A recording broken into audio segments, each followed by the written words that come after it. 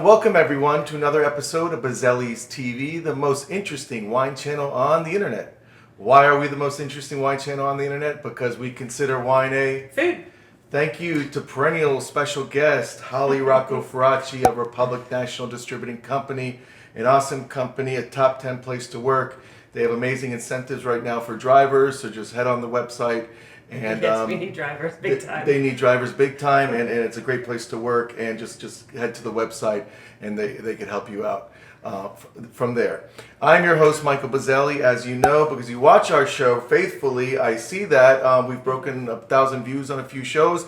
You could do a better job of smashing that like button, though, guys. Maybe even turning on notifications. But as you know, a recurring theme of our show is broaden your palate, especially with Italian wines, because Italy at one time was known by the Greeks as the land of wine. So if you were on a road trip with your friends, it wasn't like, let's go to Italy. They were like, let's go to the land of wine.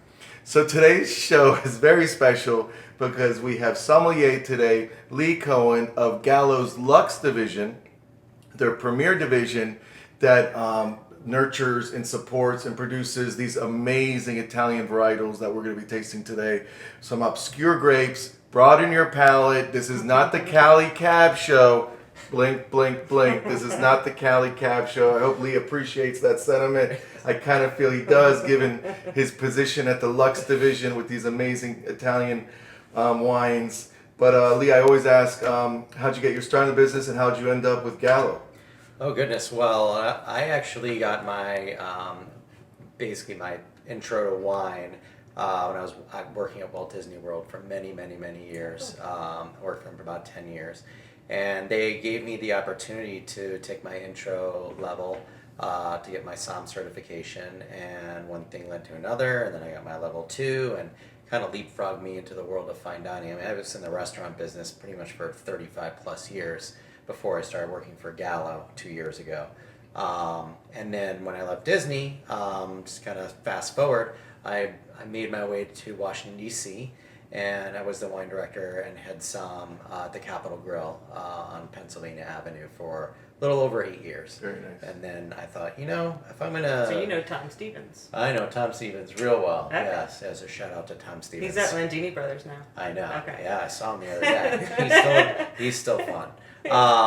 So yeah, and I was always looking for a way to continue my career revolved around wine, really focusing in on wine. And so the opportunity to work for Gallo came along, and one thing kind of led to another. And the Luxe division kind of merged with the division that I was originally working for with Gallo called Elevage, and all of these Italian wines got absorbed into my world.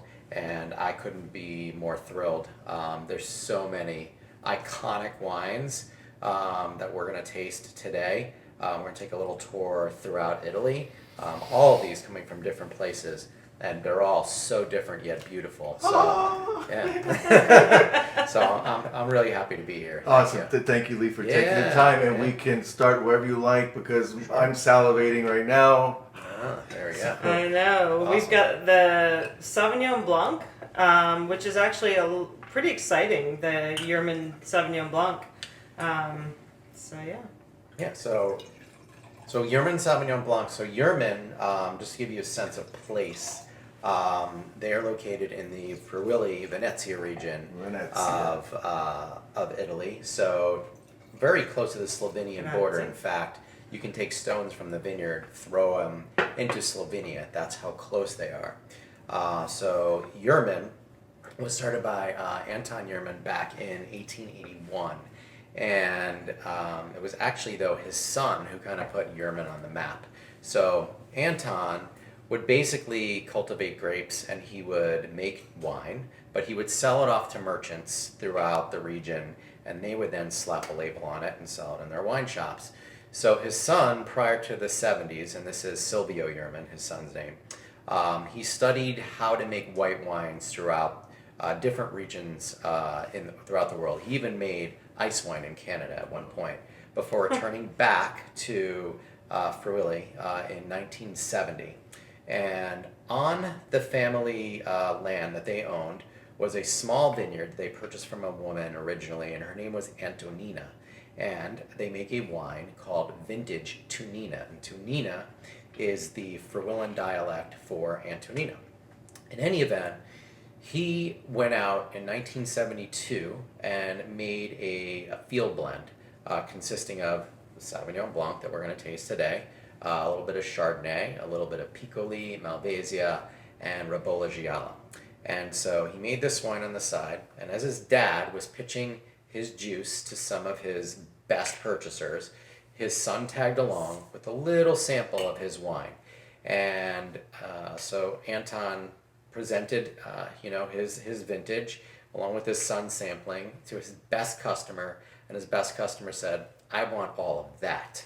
And he said, "You can't. This is my son's wine." He says, "Well, I'm not going to buy anything from you this year unless I have all of your son's wine." He goes, "I guess you're not buying any of my wine this year."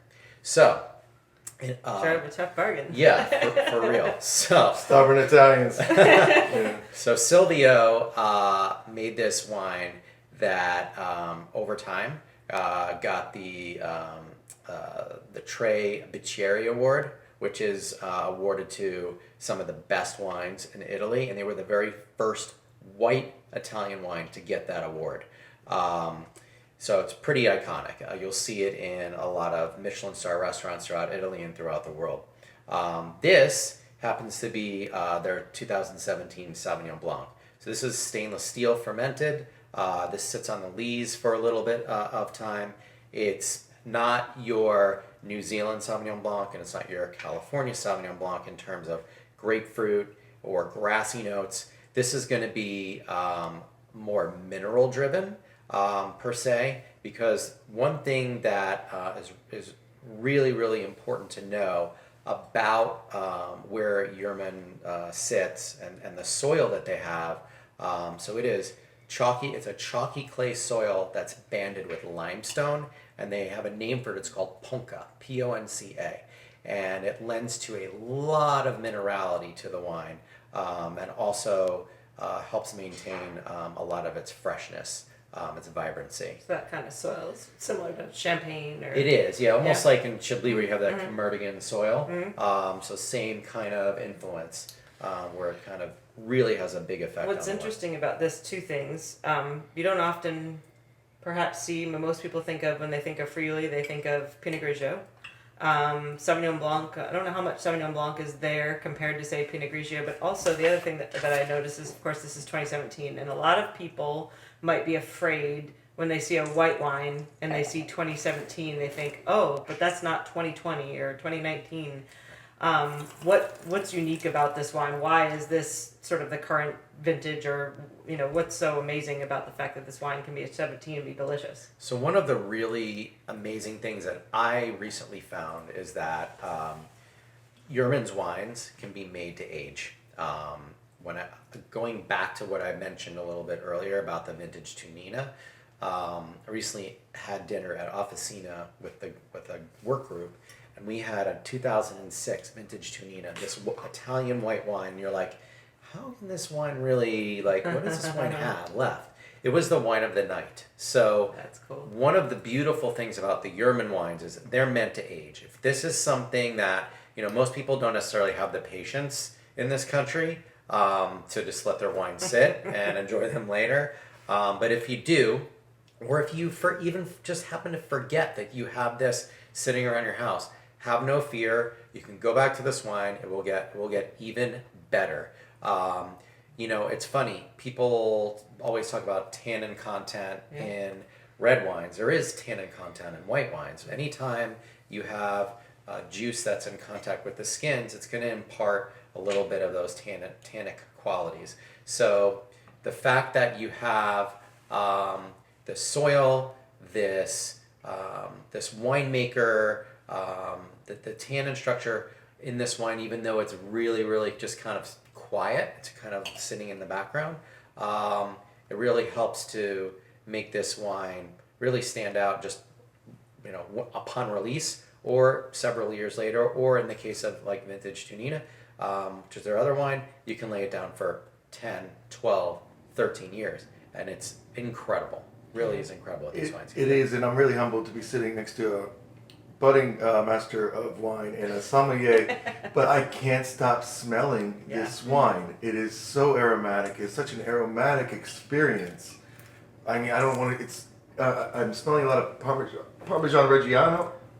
Yeah. Yeah, you get that kind of cheese rind kind of quality. Yeah. Wow. Yeah.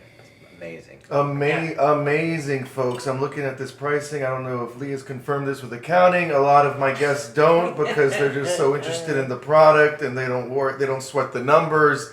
But I mean, at this price, I'm thinking, I don't know, Lee, Holly, I don't know, $19.99. Or where do you think this should be about? Retail. Yeah. I think this should probably be around that. $19.99, $21, a steal. Yeah. This is.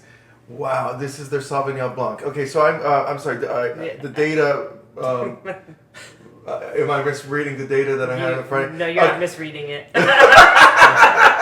Okay.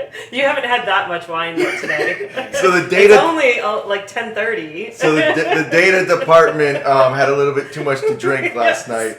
But I'm quoted here. I think they quoted me the Pinot Grigio. But this Sauvignon Blanc, wow, out the gate. Home run on Firely. Awesome. I'm not a white wine drinker. I'm a big Brunello, Primitivo, as we'll go down all the Italian varietals, Barolo guy.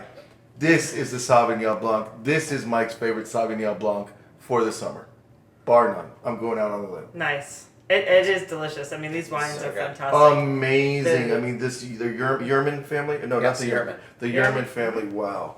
Wow. Kudos to them. Yeah. Wow. If you have a hard time remembering how to pronounce that, just think of David Yurman, the jeweler, and that's a good hot tip, #hot tip.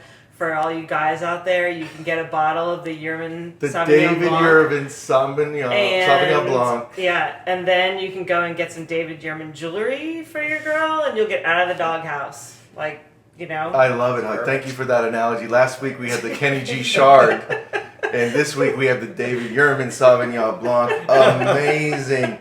If I said I loved another Sauvignon Blanc and another show, I will stand by that statement. But this is my favorite Sauvignon Blanc for summer 2021 and presumably summer 22, 23, 24, 25. Awesome. As long as I know Lee. Oh, yeah. This is why you have to get a case from casewinelife.com. Yes, thank you, Because that Holly. way you can enjoy some now, but lay some down. I'm just so delighted by this wine. If we sell some, that's great.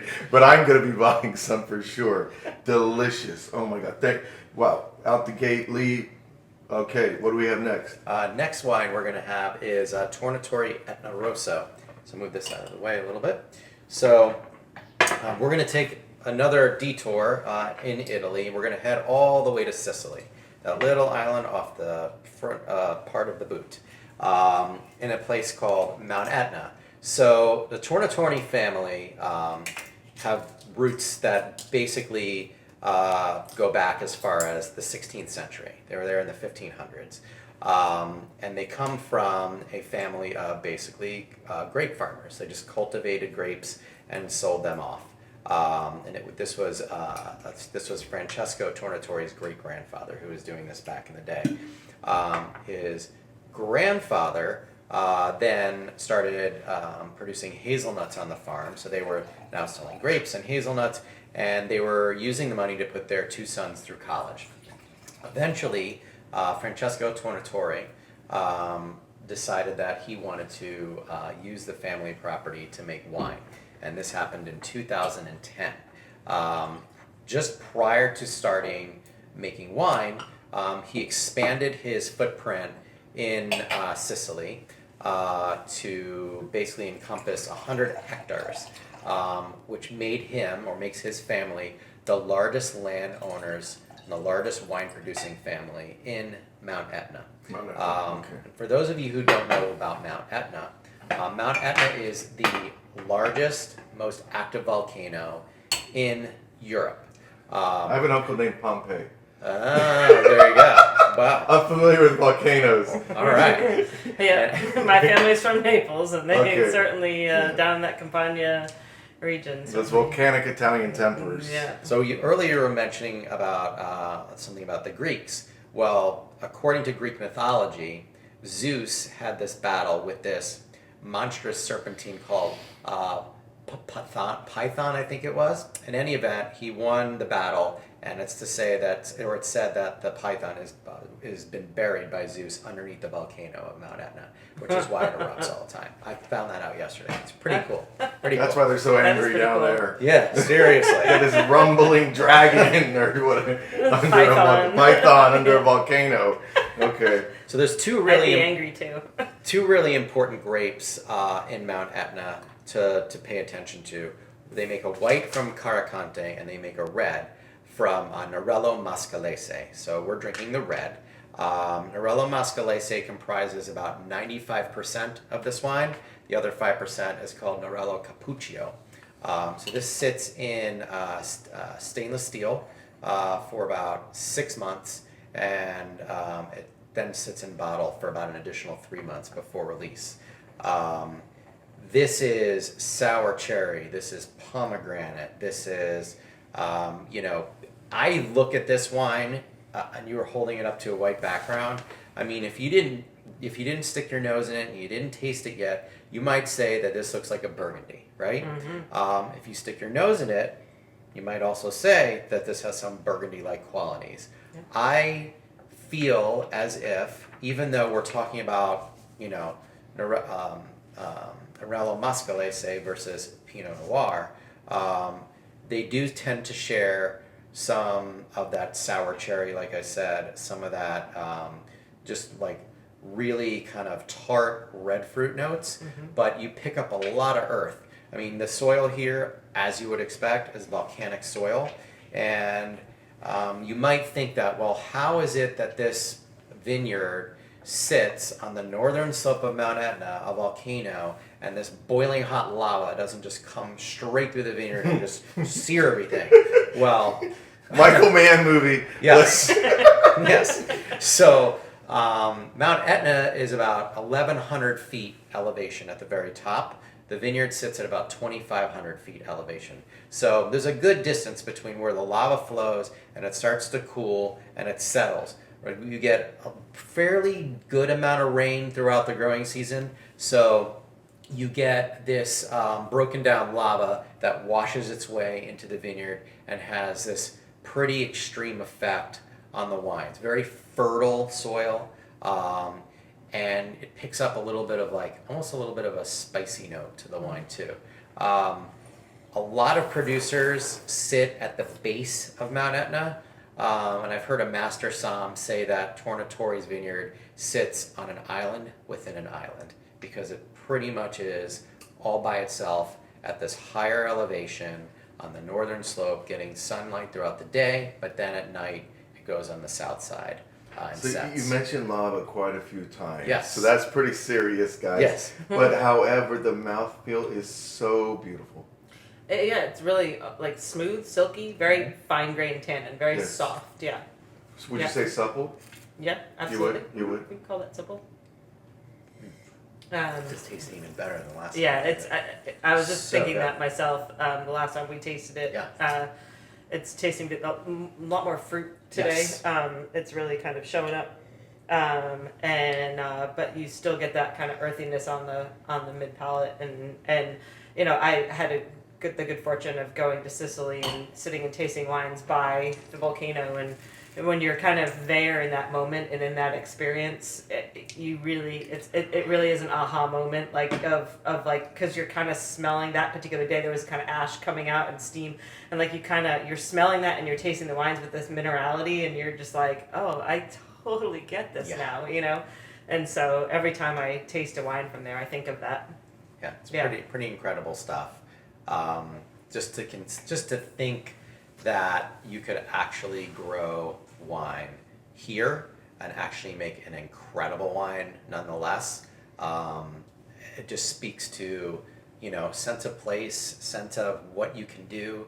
I mean, to be able to have your family, start embedding themselves in that region since, 1580, I think it was, and just carry that through from generation to generation is pretty incredible. Why they waited till 2010 to first start making wine, I don't really know why they waited, but maybe it was just a passion that Francesco had versus his grandfather, Giuseppe, who was basically he was a farmer. And at the end of the day, pretty much any grape grower anywhere throughout the world truly is a farmer. So this is a partnership with Gallo's Lux Division, or was this an acquisition? Or No, so we're in partnership with all these wineries. So we basically import these wines, and it's been said that I think Yurman or another one of the wineries makes a red that we just can't get. There's so very little of it that they just don't bring it into this country. It's pretty amazing. I mean, to be able to have the ability to give these wines the exposure that they deserve. You're talking about when we start getting into Radi, you're going to be talking about some pretty awesome history, some pretty amazing tidbits of information that are just like, whoa, I had no idea that this person actually did these things. Much like, even Yurman or even Tornatory did. So it's pretty amazing. Well, that was a perfect segue. Let's head I over was to going to Radi say, here. before we get to Radi, really quickly, Yes. pairing with this, because Sicilian Reds, your pizza, pasta dishes, that is meatballs, hands down. Anything. Like, It's so versatile. very versatile. Yeah. Super versatile, but summer salad, caprese salad kind of thing, is going to be perfect. So this is such a versatile wine for right now. And another patio pounder, I think. Yeah, with some character and depth to it, absolutely. Crowd pleaser for sure. 2 for 2, Lee. Awesome. Well, very nice, sir. Well, hopefully we go 3 for 3 and 4. See what happens when you see what happens when you broaden your palate, especially with these Italian varietals. See what happens. You might be surprised. Yeah, for sure. This is not the Cali Cap show. Okay. So we're gonna do Radi next. Yeah, let's move to Radi. Okay. So Renato Radi, he was born in Piedmont, Italy, and we're talking about now sense of place again, northwest part of Italy, and he prior to the 60s was working for a vermouth producer called Cinzano in Brazil. I think I've heard of them. Yeah, Cinzano. Cinzano. So I've seen the umbrellas. Exactly. So he went to work for Cinzano. It was just basically his first time out of his bubble of Piedmont, his native Piedmont. He returned back in 1960 with this global perspective of what else was out there in the world, and brought that philosophy back to his native Piedmont in the sense that he now wanted to buy a piece of land with some vines on it, and he purchased it in the district or the town of La Mora. And in 1965, he produced his first wine called Rati Barolo Marcinesco. Marcinesco was the name of the historical town for the region. About the same time, Radi did something that no one had ever done before, that basically took Barolo from being an afterthought and putting it on the map. And what he did was he hand drew a map of all of the crus or the single vineyards of Barolo, and then presented it to everyone in the region, and then showed it to the rest of the world. As much as Burgundy has all of the different, Grand Crus throughout, that region, it pretty much did the same thing for Barolo. Now they started getting respect. Now they started showing that they had something of quality. Another thing that Renato did was Barolo tends to be thought of as almost like a Doberman pincher in a glass sometimes. That tannin structure kind of bites at you. These wines have to age and sit for those tannins to soften.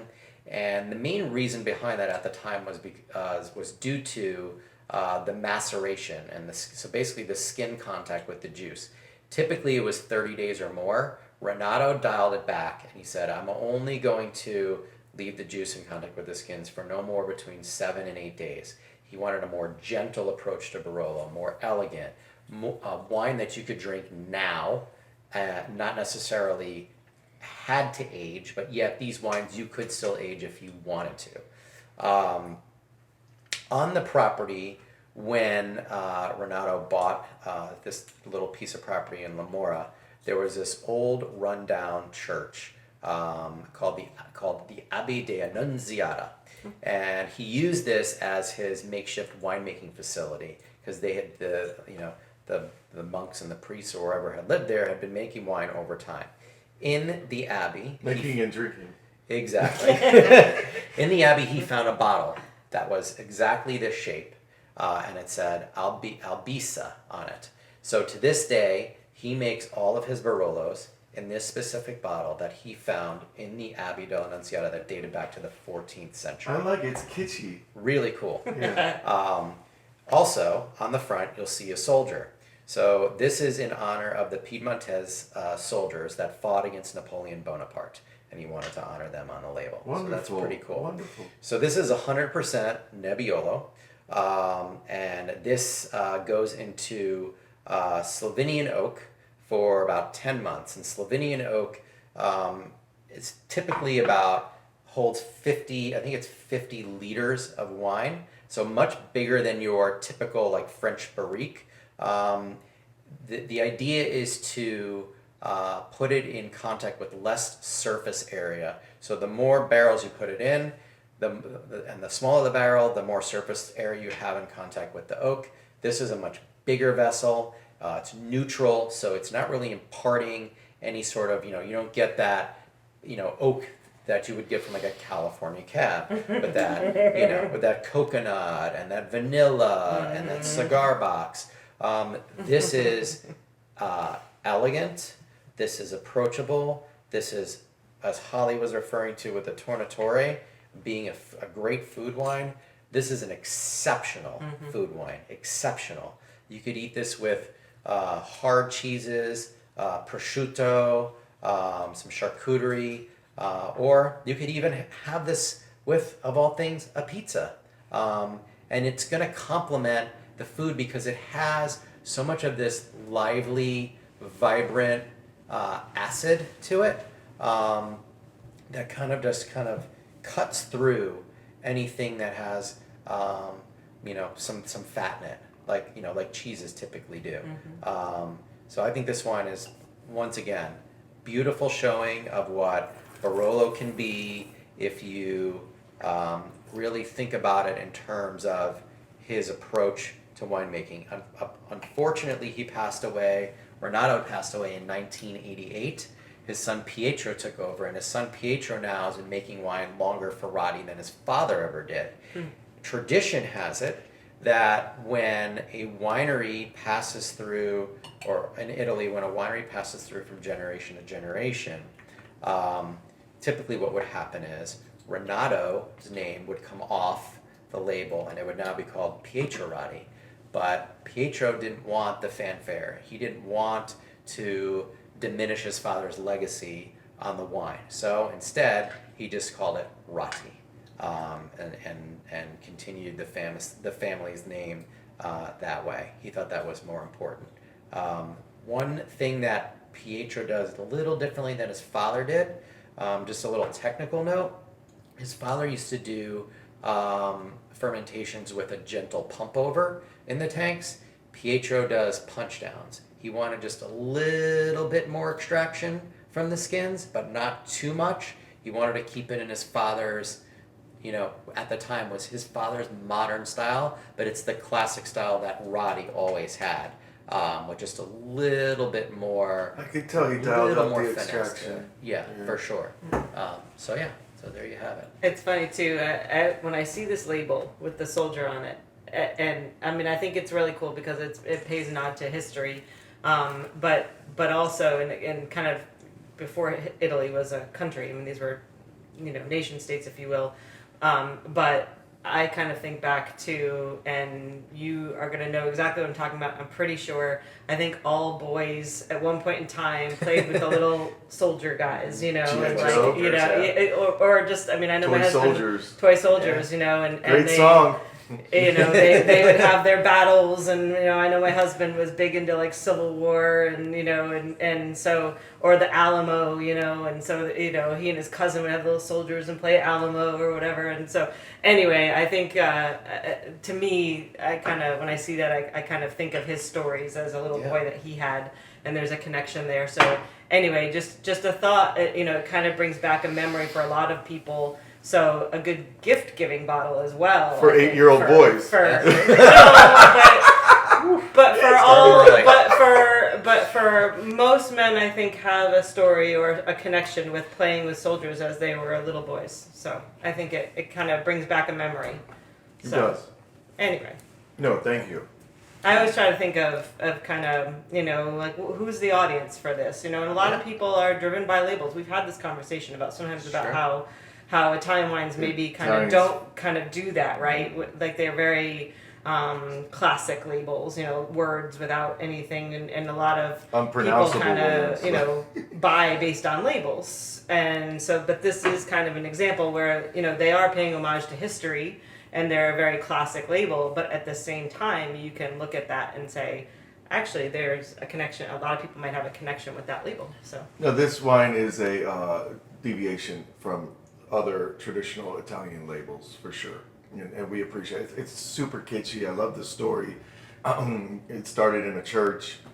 Yeah, I love that, and it is very palatable, drinkable, delicious. Another patio pounder, I think, very super versatile. And this price is amazing too. All the quality that's in that bottle. Wow, 3 for 3, Lee. Awesome. Good. We're on a roll. We're on a roll. Nice. We're on a roll. I love it. Did we save the best for last?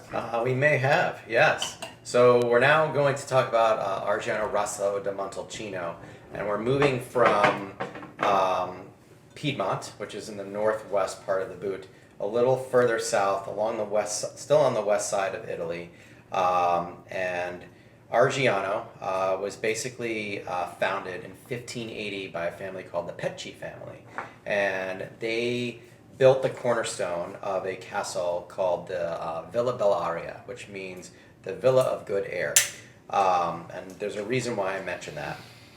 Fast forward to 2012, and Argento hired a winemaker by the name of Bernardino Sani, and he actually started as an intern for Argento in 2002 after he graduated from the University of Florence after studying viticulture and winemaking. Going back to where Argento is in Montalcino, they're located in the southwest part of Montalcino, and they are known for scorching heat, powerful wines. But they are located at an elevation of about 300 meters above sea level. They sit about 50 kilometers from the Tyrrhenian Sea, and so they get a little bit of a cooler climate, and they get this breeze that comes off the sea at night, which was the source of that good air that the Pecci family was talking about. So this is 100% Sangiovese. This comes from the grapes that are declassified from their Brunello di Montalcino. So all the vines that were planted were certified for making Brunello di Montalcino. So this would essentially, for most wineries, go into their Brunellos. But this is held back a little bit, and it's put into French oak this time, instead of we're talking about Slovenian oak. This actually goes into French oak for a very, very, very short period of time, only about 3 months, and then it's released. This is meant to be drunk young. This has a lot of really juicy, bright fruit notes to it. This has a lot of earthy on the notes. nose. Yep. There's a lot of earth to this wine on the nose, in the palate. This definitely tells you that I'm from Italy. There's no question about it. Wow, I like this Oh, wine. yeah. Okay. I'm from Italy and I didn't even take a sip yet. They are committed, or at least Bernardino Sani is committed to organic farming, minimalist winemaking techniques. He doesn't really do a whole heck of a lot. He just lets the vineyard kind of speak for itself, which is super important. You know, How are you so full-bodied here? Excuse me. Yes, that's what it did on my palate. Give me a big punch. But it's so delicious at the same time and subtle. How are you so full-bodied without being very tannic? You know, I think it's the fact that you have this climate going back to where it's typically very warm, and you get these grapes that get super, super intense. The fact that they're in a little bit of a cooler spot allow these grapes to mature a little bit longer, develop those fruit notes, develop the sugars in the grapes, and you get a little bit more structure to the wine without it being overpowering. But yet it's definitely there. I mean, once again, to hold this up to a white background, I mean, you can see your thumbprint through the glass. You think, oh, this wine's going to be super light-bodied, and it's really going to be soft and gentle. Yeah. I mean, it's got some muscle to it. No, it came to play for sure. Absolutely. But yet it's still elegant. Would you decant this, Lee? I would definitely suggest decanting it. I mean, listen, if you are, let's say you were at my old digs at Capitol Grille, and you had the sommelier open this up with your entree. You could pull the cork, pour it in the glass, and you could drink this wine right out of the bottle.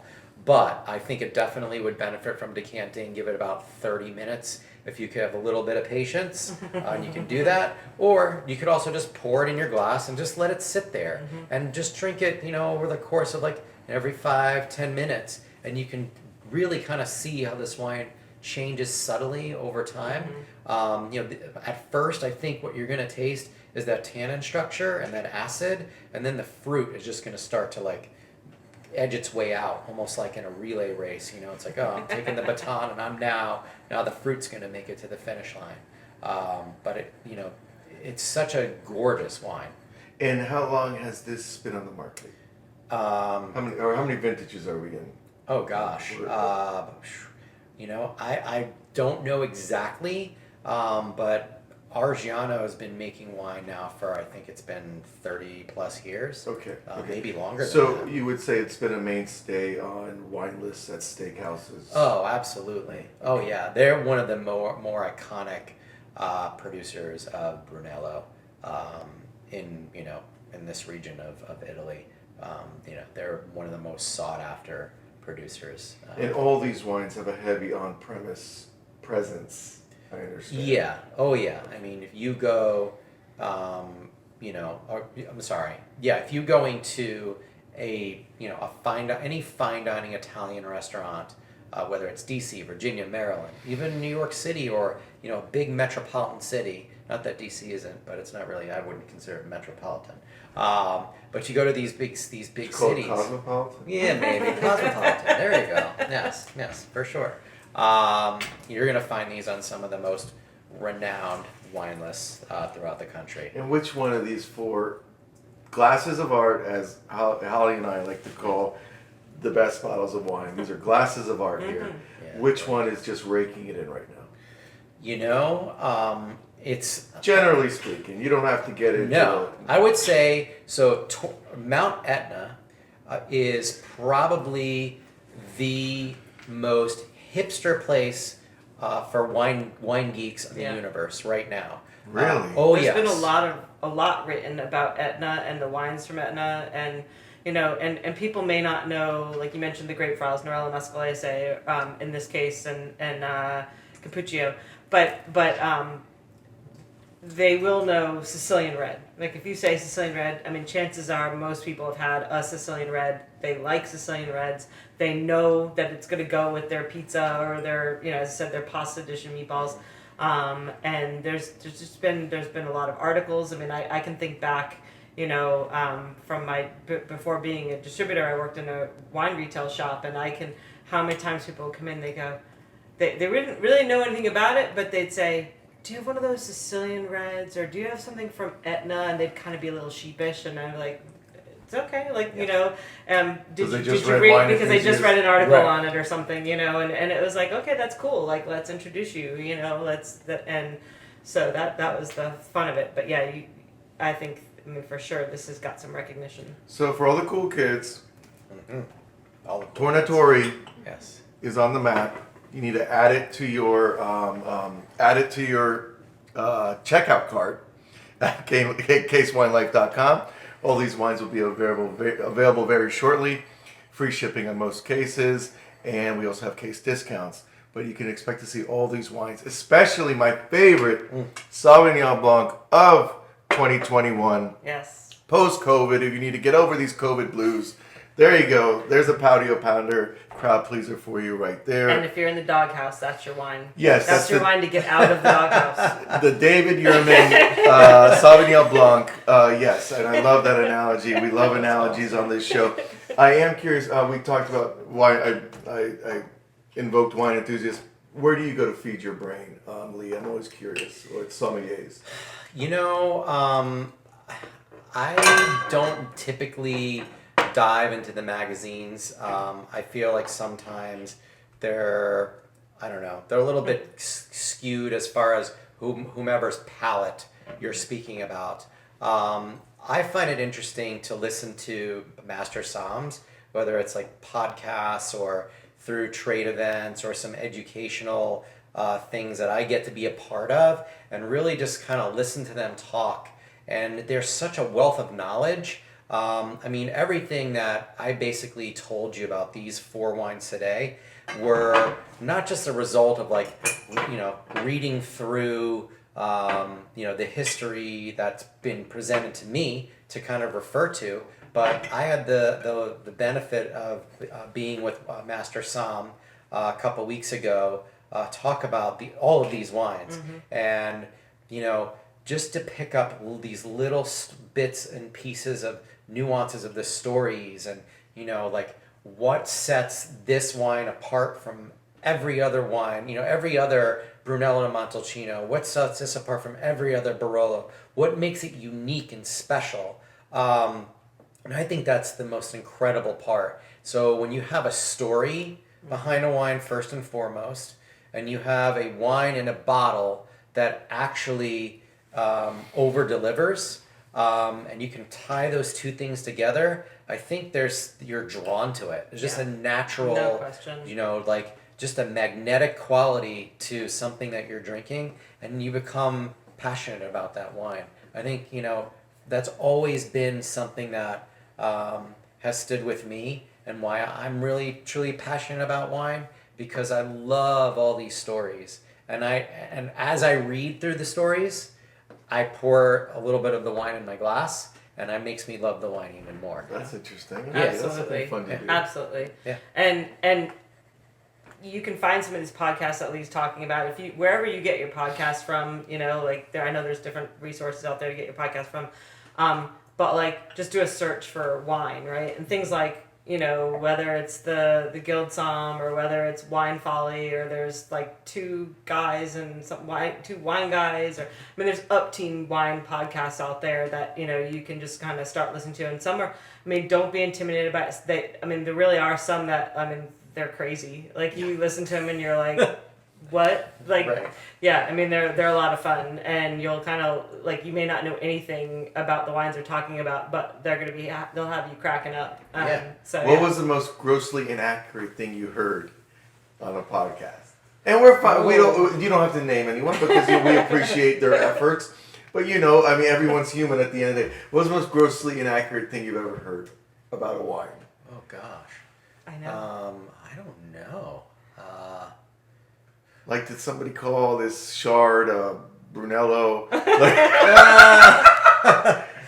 It's funny. I used to watch that Gary Vaynerchuk thing when he was into wine back in the day, and this was kind of when I was just kind of understanding what wine was all about. I used to watch this guy. I'm like, who is this nut job? Who is this guy? He's crazy. And the way he used to make the noise when he drank the wine, and I'm like, a sippy sip, a sniffy sniff. Yeah. So it was that to me was odd, and I wish I could go back and remember some of the things he said, because I feel like there were a lot of inaccuracies in the wines that he was presenting, because he was so off the wall. Not to say that he was wrong, and he was doing the right. He was doing it right by himself to kind of get himself the attention that he needed, and maybe get some wines at the same time the attention they needed too.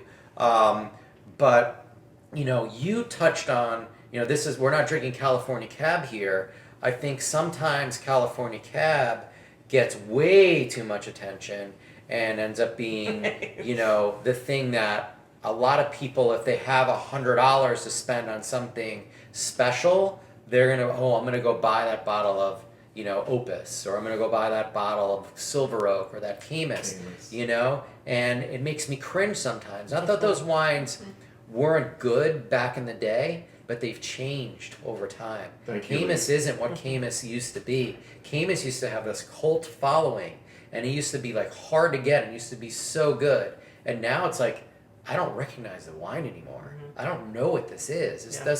This isn't like, what I tasted 20 years ago.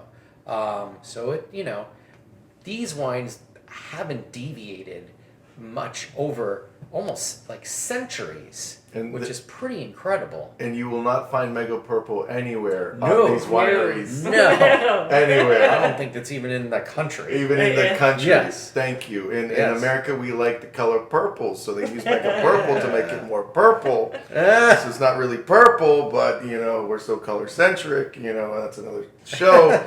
But Lee, you breath of fresh air. Thank you. 4 for 4. Open invitation to come back anytime you like.